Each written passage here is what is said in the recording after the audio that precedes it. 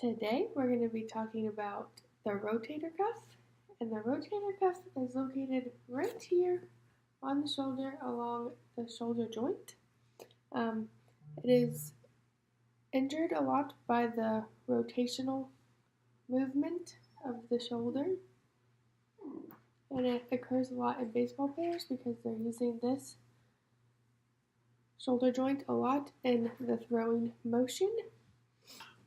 So today we're going to be talking about rotator cuff injuries. What is your rotator cuff? Well, your rotator cuff, like I said earlier, is the tendons and muscles around your shoulder joint. Ways this injury can occur would be sports. Everybody knows baseball players get rotator cuff injuries. That is due to, like I said earlier, the throwing motion of the baseball. Tennis players can also get it.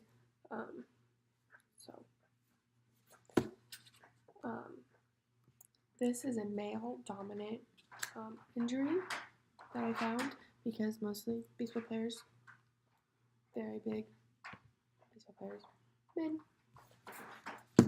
Types of injuries that you could occur in the rotator cuff. An acute injury causes a single traumatic event, so you fall, tear your rotator cuff, excess lifting.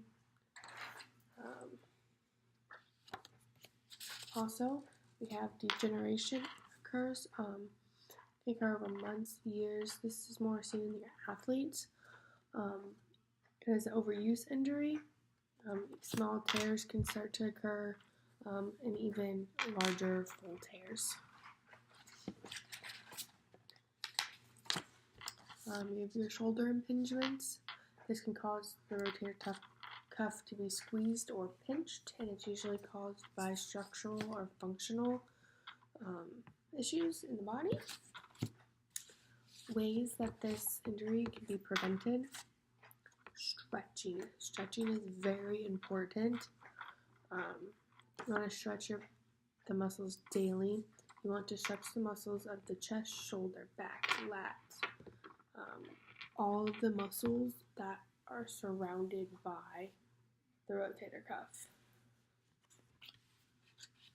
Ways that this can be treated. There's a list of them. One, you might have to get an ultrasound or MRI just to make sure that it is a rotator cuff injury. You don't want to be treating something that's not.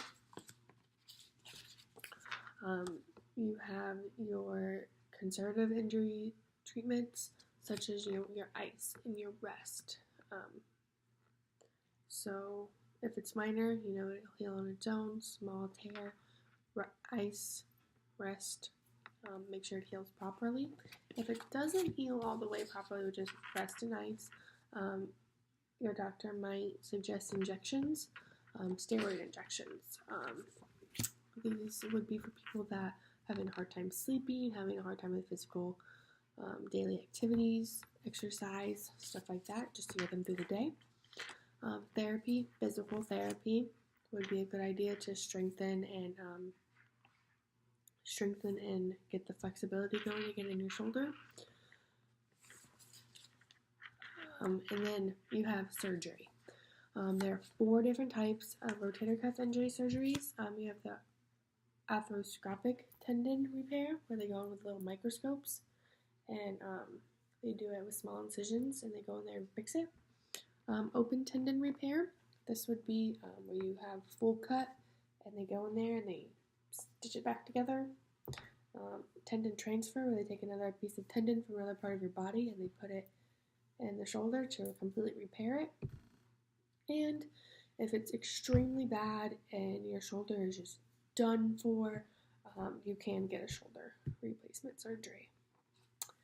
Protective equipment for this injury would be a nice shoulder brace, sling to just keep it stable and immobilize it.